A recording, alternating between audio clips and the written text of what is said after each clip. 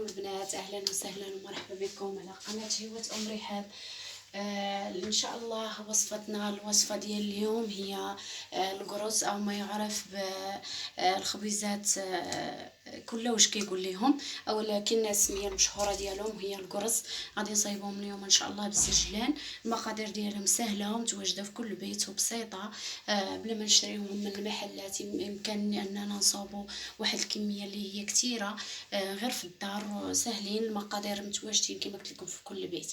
قبل ما نعطي المقادير، وغادي كذلك نصايبوا واحد العصير ديال الحامض. دابا كما كتعرفوا اننا مقبلين على الصيف والانسان كيبغي يعني الحوايج البارده. غادي نقدموا ان شاء الله من بعد كيكات، وغادي نقدموا عصائر كذلك. كنا كنعرفوا بان الصيف كنحتاجوا اشياء اللي هي منعشه، نقدموا واحد العصير اللي هو بسيط وكيتوجد في ساعه دغيا، ما كيحتاج لا مقادير كثيره لا والو. نبداو على بركه الله. اول حاجه غنحتاجو هي دقيق الفورس. انا عندي كميه ديال كيلو هنا، كيلو ديال دقيق الفورس.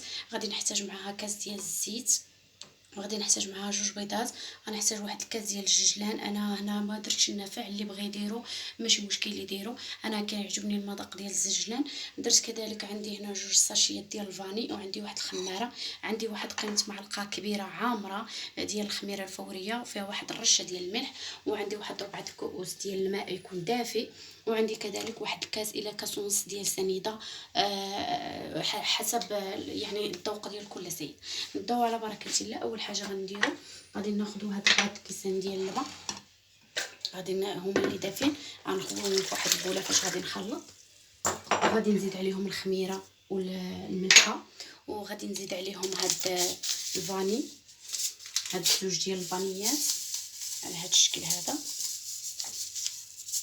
كيعطيوها واحد النسمه لهاد الفاني، تعطي واحد النسمه زوينه بزاف، تعطي لهاد الكرص هذا. صافي غادي نخلط بهذا الشكل هذا، وغادي نزيد واحد الكميه ديال الدقيق. غادي نزيد تقريبا واحد 2 كيسان، غادي نزيدهم هما الاولين. وغادي نخلط هذا العجين هذا، وغادي نخليه يختمر.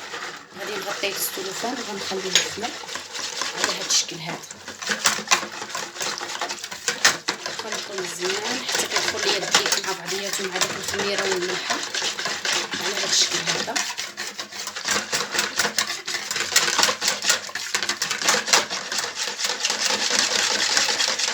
نزيد واحد الكميه شويه ديال حتى كيختار ليا، كيولي ليا بحال الشكل ديال العجينه ديال البغريل على هذا الشكل هذا. ضروري تخليوه يخمر. وكذلك السنيده حتى هي باش كتفاعل ليا سنيده مع الخميره وكتذوب داك الماء الدافي. صافي انا دابا غادي كما قلت لكم غادي نغطي هذا العجين هذا بالسلوفان اولا هذا الخليط، وغادي نخليوه حتى كيخمر، حتى كيبان ليا الحجم ديالو ضاعف. ومن بعد غادي نرجعو باش نزيدو المكونات الاخرين، الزيت مع البيض مع الخميره مع الدقيق. وغادي ان شاء الله نشكلوهم من بعد، وغادي نخليوهم يختمروا ثاني ونشكلوهم في الاخير. نتلاقاو بعد قليل. انا رجعت لكم من بعد ما خليت كما قلت لكم العجينه ديالي تختمر. دابا غادي ندوزو باش نصايبوا العصير ديال الحامض. كما كتشوفوا هنا انا عندي هنايا استعملت القشور ديال الحامض، حكيتهم في حكه رقيقه ما توصلوش لهذيك البلاصه، هاد البيضه هذه باش ما يعطيناش المروريه. من بعد اشنو غنديروا، غادي ناخذوا الحامضه ديالنا وغادي نقشروها من هاد الجبه هذه كلها، غادي نحيدوها باش ما يعطيناش المروره. غادي نحيدوها على هذا الشكل هذا كلها، غادي نقشروها وغادي نحتفظوا غير بهذا اللب هذا. وما تنساوش حيدوا العظيمات اللي لقيتو شي عظيم ولا شي حاجه. نسيت ما قلت لكمش ضروري هذا الحامض هذا يكون بايت في الفريكو، يعني باش تتحكموا فيه بسهوله. كما كتشوفوا هنا هانتوما نحيد هذا، يكونوا بايتين عندي، نجبدهم ونصايب بهم هذا العصير. كيجي منعش ورائع، كيجي لذيذ بزاف. انا غادي نوريكم المكونات الاخرين اللي استعملت فيه. كنقطعها على هذا الشكل وكنقلب واش كاين شي عظام خصنا نحيدوهم، ضروري دوك العظيمات باش ما يعطيوناش ديك المروره. ومن بعد ما الناس اللي ما كطحنش لهم الطحانه مزيان يمكن يعني يصفيوه. الناس اللي كطحن لهم الطحانه ديالهم مزيان ما يحتاجوا لا يصفيو ولا والو. على هذا الشكل هذا. غادي نكمل الكميه. انا موجده المونيكس ديالي، عندي هنا واحد طالون فاني بنكهه الفاني، وعندي واحد قطعه ديال الجبن مثلث غادي نزيدها مع هذا الشيء، والماء الكافي. يعني كيدير واحد الكميه كثيره تقريبا يقدر يخرج لكم لتر ولا لتر ونص ديال الماء. والسكر على حسب الذوق، الناس اللي بغات السكر تستعملوا، اللي ما بغاتوش يعني ما تقدر ما ديروش السكر فهو اختياري. صافي على هذا الشكل هذا. انا من بعد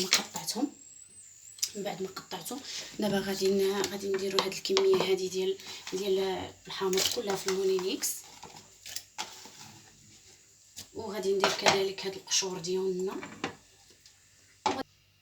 غادي ندير كما قلت، درنا الحامض، درنا القشور، ودرنا واحد الكميه ديال الماء، درنا واحد دانون يعني بنكهه الفاني، ودرنا واحد القطعه ديال الجبن.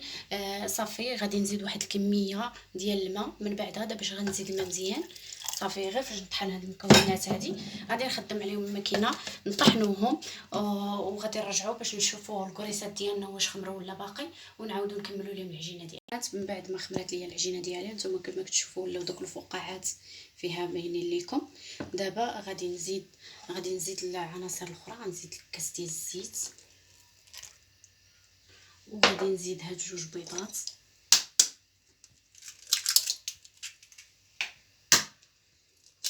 على هذا الشكل هذا. وغادي نزيد الخماره اللي عندي الاخرى، ونزيد الكاس ديال الزجلان.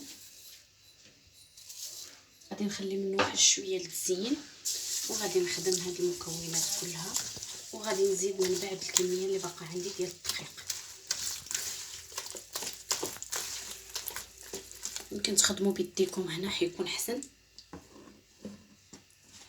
على هذا الشكل هذا غادي نبقى نزيد بشويه حتى كنكمل الكميه اللي عندي ديال الدقيق كامله. تقدروا تستعملوا كيلو وشي حاجه، تقدروا تستعملوا كيلو قل شي حاجه، يعني على حسب. كنا كنعرفوا بان الدقيق فيه وفيه، كاين اللي كيرخي الماء، كاين اللي كيجي قاصح. كنبقاو على هذا الشكل كنزيدوا الدقيق حتى كنكمل الكميه اللي عندي. من بعد غادي نغطيها ونخليها كذلك كما قلت لكم تخمر، ومن بعد غادي نجيو نشكلوها، نديروها في الطاوه ديالنا ديريكت. من بعد ما نخليها تخمر، هي كتجي شويه كتلصق، ما تخافوش منها، كتجي بحال العجينه ديال الفقاص، كتكون كتلصق شويه في اليدين. صافي انا غادي نكمل دابا العجينه كما قلت لكم. غادي نغطيها وغادي نخليها مازال تخمر، ومن بعد غادي نجيو ننتقلوا باش نكوروها ونغطيوها عاوتاني، نغطيوها تخمر لينا المره الثالثه، وندهنوها بصفرة البيض وبالسجلان وندخلوها ان شاء الله طيب. البنات من بعد ما خليت العجينه ديالي ارتاحت ليا مازال عاوتاني، دابا غنبداو نقرصوا فيها باش غادي نخليوها تخمر. دابا غادي نبدا كله والطريقه ديالو كيفاش كيدير. هذه هي الطريقه السهله. من الافضل تكونوا داهنين شويه يديكم بالماء غير شويه باش ما تلصقش لكم العجينه ديالكم في يديكم وتبقى تعذبكم على هذا الشكل هذا. صافي وغادي ناخذ الطاوله اللي غتدخل، نحاولوا نديروهم متساويين، يعني القياس اللي بغينا بحال هذا الشكل هذا، بحال هذا الشكل. ونحطوا القياس اللي بغيتوهم كبار بغيتوهم صغار، قياس اللي بغيتو. ما تنساوش انهم كيتنفخوا مازال بحال هذا الشكل هذا. نكمل على هذا الشكل حتى نكمل اللاطات اللي عندي كاملين، ومن بعد غادي ندخلوها، غادي نغطيوها كما قلت لكم، ضروري تغطيوها مازال تخمر عاوتاني. ومن بعد مني نبغيو ندخلوها للفران غادي ندهنوها بالبيض والقهوه، وغادي ندردروا عليها من الفوق زجلان، ونشعلوا عليها من التحت حتى طيب مزيان. نقصوا عليها الفران ديالنا 150 حتى 180 درجه، نقصوا عليها الفران طيب. ومن بعد غادي كما قلت لكم هي اللي عاد باش غنشعلوا عليها من الفوق، نشعلوا عليها من الفوق تحمر لينا، وكيكونوا كريسات ديالنا وجدوا بالصحه والراحه. انا غادي نكمل كما قلت لكم الكميه اللي عندي، وغادي نغطيها تختمر عاد باش غادي ندهنها وندخلها للفران. بنات، انا ساليت التحضير ديال الشهيوات ديالنا ديال اليوم. هادو هما الشكل ديال الكريسات ديالنا من بعد ما خرجناهم من الفران. كيجيو حمرين وهشاش، كيجيو رائعين، ما يمكنش تخيلوا نتوما. شوفوا كي كنبرك عليهم، كيجيو واعرين الصراحه، وكيجيو هشاش ورطمين، يمكن تحلوهم ديروا فيهم الشوكولات. وهذا العصير ديالنا ديال الحامض كيجي منعش. كما كتلاحظوا هنا راني زدت وريقات ديال النعناع رميتهم معاه. ريقات ديال النعناع تغسلوهم وترميوهم، هي اللي تخويو كتخليوه يطلق حتى هو كيعطي واحد النكهه وواحد اللذه. ما بقى ليا الا نودعكم على امل اننا نتلاقاو ان شاء الله في فيديو قادم. ما تنساونيش الا عجبكم الفيديو، ما تنساوناش بالتعليقات ديالكم الزوينين والاشتراكات ديالكم، التفاعات ديالكم. كما كنقول لكم ديما كنبغيكم بزاف، والى اللقاء في وصفه قادمه ان شاء الله من شهيوات عفوا ام رحاب.